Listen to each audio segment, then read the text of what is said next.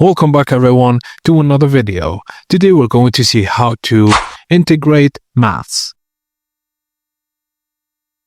If a function is odd, meaning f2 minus x is minus f2x, its integral over a symmetric interval is 0. For example, like this. That's because the function is odd. The negative area cancels the positive area.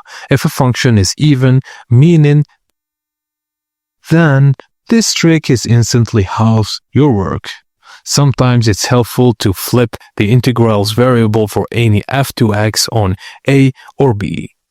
This trick simplifies many rational and trigonometric integrals when combined with symmetry or algebraic manipulation. A powerful method when the integrated is a product of two functions.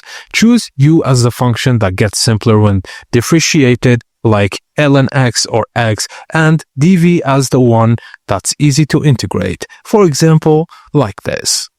When the derivative of one of the part of the integrated appears elsewhere in the expression, substitution simplifies the integral. Thank you guys for watching, and please don't forget to like and subscribe for more.